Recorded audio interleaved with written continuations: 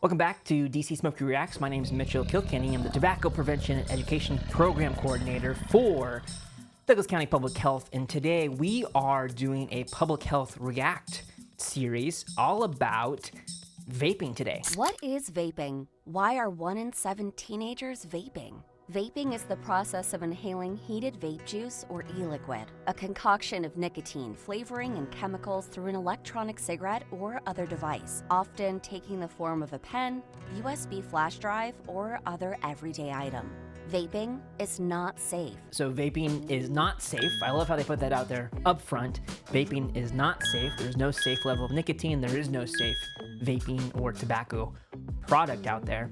And they did miss a couple of the ingredients in there. Propylene glycol, vegetable glycerin are the main carrier units or the carrier chemicals within a vaping device. They do come in many shapes, sizes, and forms.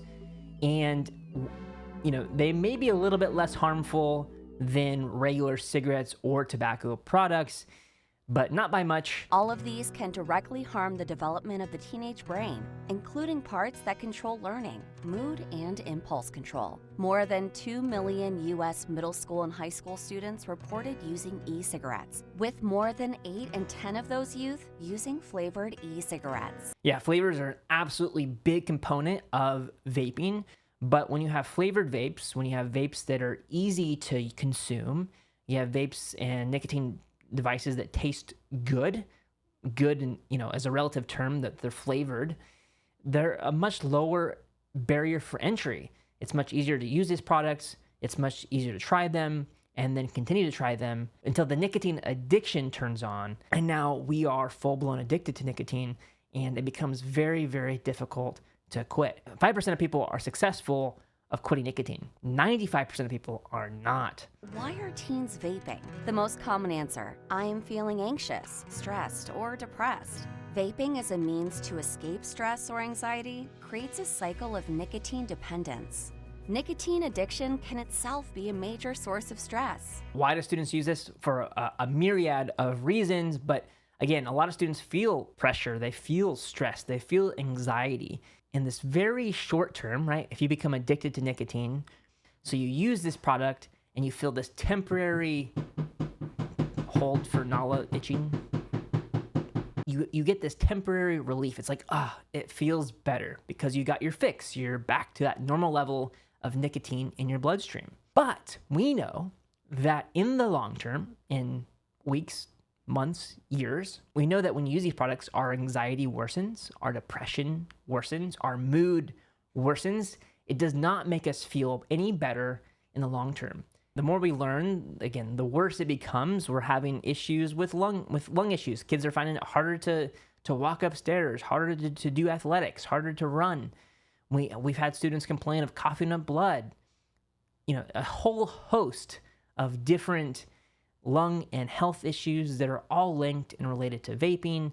And a lot of these aren't even in the studies yet. This is just anecdotal evidence. This is me going to schools and saying, hey, how are you feeling? These are students saying, I felt this way when I vaped for this long. So if we already have students speaking up and saying, I feel bad, I have health issues because of vaping, imagine what we're going to find when we do these big cohort studies. How often? Oh, I couldn't go longer than like 10, 15 minutes without hitting it. It was so addicting. I brought it with me everywhere I went. Seema Herman never expected that what she thought was a harmless habit, vaping, would end up nearly killing her. It took 2 days for my lungs to fail and I almost died. The 18-year-old going viral with this photo from her hospital bed, a tube still pumping oxygen to her failing lungs. In her hands, a call to action. Asked for like a pen and paper because that was the only way I could communicate. And I wrote, I want to start a no vaping campaign. That was the first thing I did when I opened my eyes. Whenever we're dealing with really young kids, we're really worried about any sort of thing that's going on, like what's happening to the lungs of these kids. This is a big problem. And 6 deaths have been confirmed in California, Illinois, Indiana, Minnesota, Oregon, and now Kansas. I work with a lot of physicians and a lot of doctors about getting them education, so that way they have things they can provide to their patients. You know, so if they come in and they want help quitting vaping or smoking, they may have 15 minutes with you, 15 or 20 minutes to spend in that office visit. And you typically need more than 15 minutes of help to quit smoking. And so that's why we go to the doctor's offices. We provide information about smoking and vaping and quit classes and other source material as well to help those folks. So that way they can say, hey, here's a pamphlet. We can refer you to this program. We can get you in this quit class. We like to give providers more tools that can help their patients. It was in that agonizing moment that Seema's cousin revealed her secret addiction. She said, you know, she smokes every day. What are you talking about? She said, she smokes every day. She smokes that vape.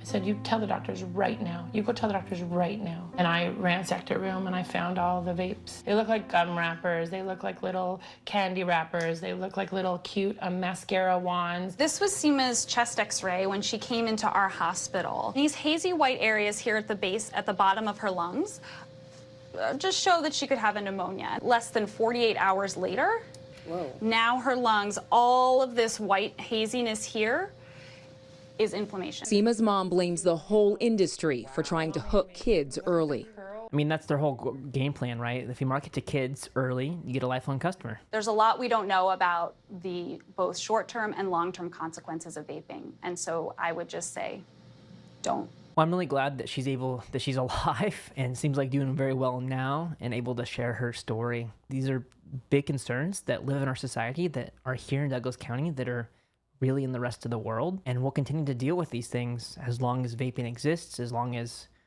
these products are out there. The number of reported deaths linked to vaping had climbed to at least 6.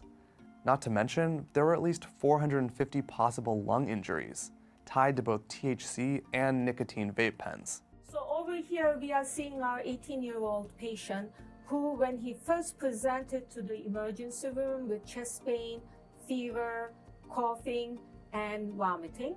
And as you see over here, it is the black is for the lungs, and you see nice still black. But 5 days later, his lungs were filled with fluid because of inflammation, which she said was linked to vaping THC.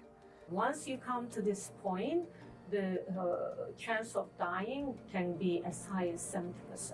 So what's causing all that inflammation, all of these lung injuries? The short answer is, we don't really know. Doctors say it's likely not the nicotine or THC itself, but rather other chemicals inside the liquid which get vaporized when you inhale. One possible culprit is vitamin E acetate, which... Yeah, so vitamin E acetate is what we think is the culprit. We're still not entirely sure, but we think that this Valley vaping associated lung injury was attributed to vitamin E acetate and vaping it. We think that it's a major component of lung irritation. And even though vitamin E acetate might be safe to consume orally and in your stomach, we can digest it there, it is not safe for the lungs. It is not safe to inhale, and it's a big lung irritant. When you start inhaling oils, any type of oil, vitamin E is an oil, create problem inside your alveoli. Alveoli are small bubbles inside your lungs that transfer oxygen to your blood. And she says that vitamin E could interfere with a lining that surrounds them called pulmonary surfactant. But here's the thing. Lung injuries, they're actually not the only risk associated with vaping. One small study, for example, found that kids who used e-cigarettes might be exposed to higher levels of nicotine than those who used traditional cigarettes. Yeah, it's actually quite true. And you could look at the study version, or you could think of it more logistically, or I guess just think if this makes sense to you. We know that students who vape, right, or switch from cigarettes to vaping, it's much more accessible. Why is it more accessible? Let's break that down. Firstly, vaping doesn't smell bad. It doesn't smell like cigarettes do. So students are using it in the bathroom. You can do it inside. You can do it pretty much anywhere you are. It doesn't take it's not hard to use, right? You press a button, you put it to your mouth. Now you're using this thing. It's not like a cigarette where you have to light the thing. You have to burn this thing. You have to then carry the smoke around with you. And it's not allowed in any public places. So there's a certain barrier to smoking cigarettes. It's not super accessible. So when this vaping device is more accessible, when you can use it in all these places, you're likely going to be reaching for it more often, using it many hits per day. And we know students who use it, like we watched in the last video, are continuing to use it over and over and over again. And when you continue to use it, you're going to get more nicotine. And in addition to this, the second piece we can break down is that they generally, especially like Juul pods, are adding higher amounts of nicotine than you might find in traditional cigarettes. And so one pod could contain as many as 20 cigarettes worth of nicotine. That's a lot of nicotine. Some vape devices may have a lot of nicotine in them, 6, 12, 18, 20 milligrams per milliliter or more. When you look at these Zyn pouches, right, these brand new Zyn pouches or nicotine pouches, we see different levels, 3 milligrams, 6 milligrams. I've seen even as high as 12 or 15 milligrams nicotine. That's a lot of nicotine to be consuming. And so we know that students who are using this, we know that people who are using this, when they switch from even cigarettes to vaping, oftentimes get more nicotine than they otherwise would because of all those factors. It is at this point very clear that vaping is not only unhealthy, but it is very dangerous. This is not anymore a debate. This is a proven fact that vaping is killing people. THC pens and nicotine pens can look very similar. They can also look very different. And you never quite know what your student is using. And so it's really important to have that conversation with if you're a parent, to have a conversation with your student, or if you're a kid out there, to be like, hey, here's the difference between a THC pen and a nicotine pen, because you never quite know. And if you're unsure and you're using these products for the first time, you may think you're getting nicotine when the reality is maybe you're getting THC. And that can be scary when you're not sure how that's going to affect you, if you're not sure what the long-term effects are, if you're not aware of the dangers or how that might make you feel. Be informed, know what these things are, know what these things look like. There's no reason to be scared about them, but just know that you're going to see them, and that's okay. And hopefully come up with some good ways to say, I don't want to do these things. I don't want to try these things. And yeah, thanks for watching Public Health Reacts, videos about vaping and Eval-E and all the things that we learned today. If you like this video and want to watch more, go ahead and click this button right here for videos about TikToks and vaping, or click this button right here to subscribe. We'll see you soon. See you later. I don't know. We'll see you sometime. Bye-bye.